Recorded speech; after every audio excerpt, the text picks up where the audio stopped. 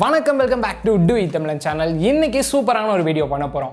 So இந்த video ஃபுல்லாக பார்த்துட்டு சூப்பராக இல்லையான்னு நீங்களே சொல்லுங்கள். நம்ம Tamilan ஃபேமிலி நிறைய பேர் கேட்டுருந்த ஒரு கொஸ்டின் என்னன்னா, எமர்ஜென்சி பவர் பேங்க் மேக் பண்ணுங்க அப்படின்னு சொல்லிட்டு இன்னைக்கு ஒரு 50 ரூபா செலவில் நம்ம ஒரு 9 வோல்ட் பேட்டரி வச்சு தான் பவர் பேங்க் பண்ண போகிறோம். ஸோ நான் நிறைய அதில் வந்து ரெஃபர் பண்ணி பார்த்துட்டேன். யூடியூப் சேனலாக இருக்கட்டும், கூகுளில் ரெஃபர் பண்ணி பார்த்தேன் ரீசெண்டாக. ஸோ அதில் வந்து ஒரு டிஃப்ரெண்ட்டான ஐடியா கொடுத்து இது மாதிரி பண்ணுங்க பவர் பேங்க் ஒர்க் ஆகும் அப்படின்னு சொல்லி போட்டிருந்தாங்க. ஸோ நம்ம இன்னைக்கு பண்ண போகிற பவர் பேங்க்கில் வந்து சில குறைகளும் இருக்குது. ஸோ அது என்னன்னு நான் சொல்லிடுறேன். வீடியோ பார்க்க போகிறதுக்கு முன்னாடி நீங்கள் இன்னும் நம்ம சேனலை சப்ஸ்கிரைப் பண்ணலன்னா சப்ஸ்கிரைப் பண்ணி பக்கத்தில் இருக்க பெல் பட்டனையும் கிளிக் பண்ணிக்கோங்க. அது மட்டும் இல்லாமல் நம்ம ஒரு புது சேனல் ஸ்டார்ட் பண்ணியிருக்கோம். மோகன் பாலாஜி என் பேர், நிறைய பேர் கேட்டுட்டு இருந்தீங்க. ஸோ அதை பேரை வச்ச ஒரு சேனல் ஸ்டார்ட் பண்ணியிருக்கோம். ஸோ இதில் ஃபுல்லாக விளாகு, ஸோ ஒரு டிஃப்ரெண்ட்டான வீடியோஸ்லாம் போடலாம் அப்படின்னு சொல்லிட்டு பிளான் பண்ணியிருக்கோம். ஸோ அந்த சேனலுக்கான லிங்க் கீழே டிஸ்கிரிப்ஷனில் கொடுத்துருக்கேன். மறக்காமல் அதை சப்ஸ்கிரைப் பண்ணி பக்கத்தில் இருக்க பெல் பட்டனையும் கிளிக் பண்ணிக்கோங்க. ஸோ இந்த தீபாவளிக்குள்ளே வந்து நிறைய வீடியோஸ் போட ட்ரை பண்ணுறேன். ஸோ கொஞ்சம் டிஃப்ரெண்ட்டாக இருக்கும், மறக்காமல் சப்ஸ்கிரைப் பண்ணுங்கள். சரி வாங்க, நம்ம எமர்ஜென்சி பவர் பேங்க் எப்படி மேக் பண்ணுறது அப்படின்னு சொல்லி பார்க்கலாம். ஃபஸ்ட்டு இந்த எமர்ஜென்சி பவர் பேங்க் செய்ய என்னென்ன பொருள் தேவை அப்படின்னு சொல்லி பார்த்தலாம். ஃபஸ்ட்டு உங்ககிட்ட ஒரு ரெகுலேட்டர் வேணும். IC7805. இது நார்மலாக எலக்ட்ரிக்கல் ஷாப்லேயே கிடைக்கும். இந்த நம்பரை சொன்னீங்கன்னா அவங்களே எடுத்து தந்துருவாங்க. நெக்ஸ்ட் பார்த்தோம்னா USB ஃபீமேல் போர்ட் தான் வேணும். இது நார்மலாக நம்ம சார்ஜர்லாம் இதில் தான் போட்டு யூஸ் பண்ணுவோம். ஸோ அந்த போர்ட் ஒன்று எடுத்துக்கோங்க. நெக்ஸ்ட்டு இந்த ரெகுலேட்டரில் பார்த்தோன்னா 3 பின் இருக்கும். ஒன்று வந்து அவுட்புட்டுக்கு, ஒன்று வந்து இன்புட்டுக்கு, இன்னொன்று வந்து காமனு. ஸோ இதுக்கு வந்து பார்த்தீங்கன்னா நான் எப்படி இப்போ வளைச்சி விட்ருக்கணும் அதே மாதிரி வளைச்சி விட்டுங்க. அப்போ தான் உங்களுக்கு சால்ட்ரிங் பண்ண கரெக்டாக இருக்கும். ஸோ நெக்ஸ்ட்டு வந்து பார்த்தோன்னா நம்ம அந்த ஃபீமேல் சார்ஜிங் போர்ட் வச்சுருப்போம். ஸோ அந்த போர்ட்டை வந்து எடுத்துக்கோங்க. இதில் பேக் சைடில் பார்த்தீங்கன்னா 4 பின் இருக்கும். ஸோ வந்து இந்த 4 பின்மே நம்மளுக்கு தேவையில்லை. நடுவில் இருக்க 2 பின்னை மட்டும் அப்படியே சைடாக வளைச்சி விட்டுக்குங்க. ஸோ நடுவில் இருக்க 2 பின் நம்மளுக்கு தேவையில்லை. ஸோ பேலன்ஸ் இருக்க 2 பின் பார்த்தீங்கன்னா ஒன்று வந்து ப்ளஸ்ஸு, இன்னொன்று வந்து மைனஸு. ஸோ இப்போ நான் காட்டுற ஃபீமேல் போர்ட்டு பார்த்தீங்கன்னா மேலே வந்து ஒரு கோடு மாதிரி இருக்கும். ஸோ இதை வச்சு தான் நீங்கள் ப்ளஸ் ஆர் மைனஸ் கண்டுபிடிக்க முடியும். ஸோ உங்களோட லெஃப்ட் சைடில் உள்ளது வந்து ப்ளஸ், உங்களோட ரைட் சைடில் உள்ளது மைனஸு. ஸோ இதை வச்சு தான் நீங்கள் கண்டுபிடிக்கலாம். அண்ட் நெக்ஸ்ட்டு வந்து பார்த்தோம்னா இந்த கனெக்ஷனுக்கு எல்லாத்துக்குமே நம்மளுக்கு சால்ட்ரிங் ரொம்பவுமே முக்கியம். உங்கள் வீட்டில் சால்ட்ரிங் அயனில் இல்லாட்டி எப்படி மேக் பண்ணுறது அப்படின்னு சொல்லி நம்ம சேனல்லேயே வீடியோ போட்டிருக்கோம். கீழே டிஸ்கிரிப்ஷனில் லிங்க் கொடுத்துருக்கேன். இந்த வீடியோ முடிச்சுட்டு அந்த வீடியோ செக் பண்ணி பாருங்கள். அண்ட் இப்போ வந்து பார்த்தோம்னா அந்த ரெகுலேட்டரில் வந்து 3 பின் இருக்கும். ஸோ அந்த 3 பின்லையும் கொஞ்சம் கொஞ்சமாக சால்ட்ரிங் நான் எப்படி வைக்கிறேனோ அதே மாதிரி நீங்களும் வச்சுக்கோங்க. நெக்ஸ்ட்டு பார்த்தோன்னா ஒயர்ஸ் நம்ம ஃபிக்ஸ் பண்ணிக்கலாம். ஸோ இப்போ வந்து பார்த்தீங்கன்னா ரெட் அண்ட் பிளாக் ஒயர் நீங்கள் வச்சுருந்தீங்கன்னா அந்த ரெட் ஒயரை வந்துட்டு கரெக்டாக இந்த 3rd பின்னில் நான் எப்படி வைக்கிறேனோ அதே மாதிரி நீங்களும் வச்சு சால்ட்ரிங் பண்ணிக்கோங்க. அண்ட் நெக்ஸ்ட்டு பார்த்தோன்னா பிளாக் ஒயர் சென்டர் பின்னில் வந்து அந்த பிளாக் ஒயரை ஃபிக்ஸ் பண்ணிவிடுங்க. ஸோ ஃபிக்ஸ் பண்ணி முடித்தோடனே நான் ஆல்ரெடி சொன்ன மாதிரி இதில் வந்து ப்ளஸ் ஆர் மைனஸ் தெரியாது இந்த போர்ட்டில், ஃபீமேல் போர்ட்டில். ஸோ அதனால் அந்த மேலே இருக்க கோடை வச்சு தான் நீங்கள் கண்டுபிடிக்க முடியும். ஸோ இதில் வந்து பார்த்தீங்கன்னா கீழே அந்த பின் வந்து தரையில் உரசுற மாதிரி இருக்குது. ஸோ அதனால் நான் அப்படியே திருப்பி போட்டுக்கிறேன். இப்போ வந்து பார்த்தோன்னா அந்த ரெசிஸ்டரையும் நம்ம திருப்பி போட்டுக்கலாம். அண்ட் இப்போ வந்து பார்த்தோன்னா பிளாக் உங்கள் லெஃப்ட் பக்கம் இருக்கும், ரெட்டு வந்து உங்கள் ரைட் சைட் பக்கம் இருக்கும். இப்போ வந்து பிளாக் ஒயர் எடுத்துகிட்டு அந்த ஃபீமேல் போர்ட்டை மைனஸில் வந்து கனெக்ட் பண்ணிக்கலாம்.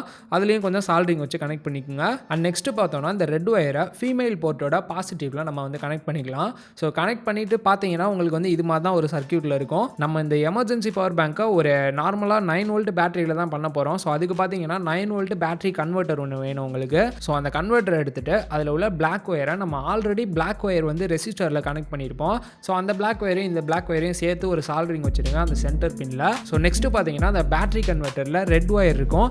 ஸோ அதை வந்து பார்த்தீங்கன்னா அந்த ரெசிஸ்டரில் ஒரே ஒரு பின் மட்டும் சும்மா இருக்கும், எந்த ஒயர் மாட்டாமல். ஸோ அந்த இடத்துல இதை வச்சு சால்ட்ரிங் வச்சு ஃபிக்ஸ் பண்ணிக்கோங்க.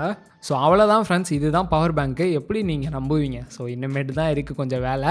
ஸோ இப்போ வந்து பார்த்தீங்கன்னா அந்த பவர் பேங்க்கை ஒரு பாக்ஸில் வைக்கணும். ஸோ அதுக்காண்டி ஒரு சின்ன ஒரு குட்டி பாக்ஸ் வந்து நான் எடுத்துக்கிறேன். ஸோ இதில் வந்து பார்த்தீங்கன்னா நம்ம 9 வோல்ட் பேட்டரி வைக்கணும். ஸோ அதுக்கப்புறமேட்டு இந்த சர்க்யூட்டை ஃபுல்லாக அதுக்குள்ளே தான் வைக்க போகிறோம். ஸோ இப்போ வந்து பார்த்தீங்கன்னா இந்த பாக்ஸில் வந்து டாப்பில் வந்து நான் ஓட்டை போட்டுக்கிறேன். ஏன்னா நம்ம அந்த ஃபீமேல் போர்ட்டை வந்து அங்கே தான் ஃபிக்ஸ் பண்ணணும். ஸோ அப்போ தான் கரெக்டாக இருக்கும். ஸோ நான் வந்து இந்த சால்ட்ரிங் மிஷினை வச்சு அப்படியே லைட்டாக ஓட்டை போட்டு நான் இதை வந்து கட் பண்ணிக்கிறேன். ஸோ நீங்கள் வந்து உங்களுக்கு பிளேடு இருந்தால் அதை கூட வச்சு நீங்கள் பார்த்து பொறுமையாக கட் பண்ணுங்கள். ஸோ பிளேடு கையில் கழிச்சிடாமல். ஸோ முடிச்சாச்சு. இப்போ வந்து அந்த பேட்டரி கன்வெர்ட்டரில் வந்து நம்ம 9 வோல்ட் பேட்டரியை வந்து ஃபிக்ஸ் பண்ணிக்கலாம். அந்த பேட்டரி போகிற அளவுக்கு கரெக்டாக நம்ம வந்து அந்த பாக்ஸ் வாங்கியிருக்கோம்னு நினைக்கிறேன். ஸோ அதுக்குள்ளே அப்படியே போயிடுச்சு. ஸோ உங்களுக்கு எந்தெந்த இடத்துல கேப்பெல்லாம் இருக்கோ ஸோ அந்த இடத்துல வந்து ஒயர்ஸ் எல்லாம் வச்சு ஃபிக்ஸ் பண்ணிக்கோங்க. அண்ட் நெக்ஸ்ட்டு பார்த்தோம்னா நம்ம அந்த ஃபீமேல் போர்ட்டுக்கு வேண்டி தான் அந்த ஹோலே போட்டோம். ஸோ அது உள்ளே விட்டு பார்த்தீங்கன்னா உங்களுக்கு கரெக்டாக இருக்கும். ஒரு வேளை உங்களுக்கு வந்து தப்பாக போயிடுச்சு அப்படின்னா மேலே வந்து க்ளூ அப்ளை பண்ணி அதை வந்து ஃபிக்ஸ் பண்ணிக்கோங்க. நார்மலாக நம்ம பவர் பேங்க் எடுத்துகிட்டு அதில் வந்து ஃபீமேல் போர்ட்டில் நம்ம அந்த USB போர்ட்டை கனெக்ட் பண்ணி இந்த சார்ஜ் ஏறுதா அப்படின்னு பார்த்தா இதில் சார்ஜ் ஏறல. ஃபைனலாக நம்ம எமர்ஜென்சி பவர் பேங்க் ஒர்க் ஆகலன்னு தான் சொல்லணும். நார்மலாக வந்து கூகுளில் தான் ரெஃபர் பண்ணி பார்த்தேன். அவங்க போட்டிருந்ததை வச்சு தான் நானும் பண்ணியிருந்தேன். ஸோ ஒருவேளை வந்து இந்த ப்ளஸ் ஆர் மைனஸ் மாற்றி போட்டுறதுனால ஒர்க் ஆகலையோ அப்படின்னு நினச்சேன். அந்த ப்ளஸ் ஆர் மைனஸும் மாற்றி தான் கனெக்ட் பண்ணியிருந்தேன், அப்பையும் ஒர்க் ஆகலை. ஸோ வந்து இது மாதிரி பண்ணுங்க வேணான்னு சொல்லலை. இது மாதிரி பண்ணுனா என்ன பிரச்சனை வரும்னு சொல்லிடுறேன். நார்மலாக இது 9 வோல்ட் பேட்டரி. ஸோ இந்த சிப்பு மாதிரி இருக்குது பார்த்தீங்களா, இது வந்து ரொம்ப ஹீட் ஆக ஆரம்பிச்சிச்சு இந்த 9 வோல்ட் பேட்டரியை வச்சனால. ஸோ இது வந்து சார்ஜ் ஏறலன்னு சொல்ல, இது ஃபுல்லாகவும் ஒர்க் ஆகலன்னு சொல்லல. நார்மலாக நீங்கள் ப்ளூடூத் ஹெட்ஃபோன் வச்சிருந்தீங்கன்னா அதை சார்ஜ் பண்ணிக்கலாம். அப்படி இல்லாட்டி வந்து நீங்கள் கீபேட் ஃபோன் வச்சிருந்தீங்கன்னா சார்ஜ் பண்ணலாம். பட் சார்ஜ் அவ்வளோ சீக்கிரம்லாம் ஏறவே ஏறாதுன்னு தான் சொல்லணும். சும்மா அந்த இடத்துல சார்ஜிங்னு மட்டும் தான் காட்டிட்டு இருக்கு. ஸோ இது மாதிரி பண்ணலாம். இது பண்ணுறதுனால பிரச்சனை என்னன்னா இது சூடாகும். மற்றபடி பார்த்தீங்கன்னா உங்கள் ஃபோன் வந்து ஷார்ட் சர்க்யூட் ஆகி கொஞ்சம் வீணாக போகிறதுக்கான வாய்ப்பு நிறையா இருக்குது.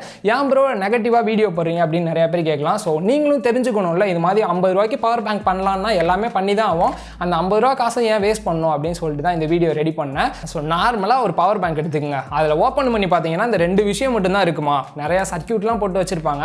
அதெல்லாம் வந்து நம்ம ஃபோன் ஹீட் ஆகாமல் இருக்கிறதுக்கும் ஷார்ட் சர்க்யூட் ஆகாமல் இருக்கிறதுக்கும் தான் அதெல்லாம் யூஸ் பண்ணுறாங்க. இது மாதிரி பண்ணால் கண்டிப்பாக உங்கள் ஃபோன் வந்து வீணாக போக நிறையா சான்ஸ் இருக்குது. அது மட்டும் இல்லாமல் இதெல்லாம் சூடாகி வெடிக்க கூட சான்ஸ் இருக்குது. ஸோ இது மாதிரிலாம் கண்டிப்பாக தயவு செய்து பண்ணாதீங்க. ஒர்க் ஆகிற மாதிரி பவர் பேங்க் நானும் போடலாம் தான் இருந்தேன். ஸோ இது ஒர்க் ஆகலை. நான் கண்டிப்பாக இன்னொரு வீடியோவில் ஒர்க் ஆகிற மாதிரி பவர் பேங்க் போடுறேன். ஸோ அதுக்கு முன்னாடி இந்த வீடியோ ஹானஸ்ட்டாக இருந்துச்சுன்னா லைக் பண்ணுங்கள், உங்கள் ஃப்ரெண்ட்ஸ்க்கும் ஷேர் பண்ணுங்கள், அவங்களுக்கு தெரிஞ்சுக்கிட்டும். ஏன்னா வேஸ்ட் பண்ணுவாங்க, உங்கள் ஃபோன் கூட வீணாக சான்ஸ் இருக்குது. ஸோ அதனால் அவங்களுக்கு ஷேர் பண்ணி விடுங்க. மறக்காமல் சப்ஸ்கிரைப்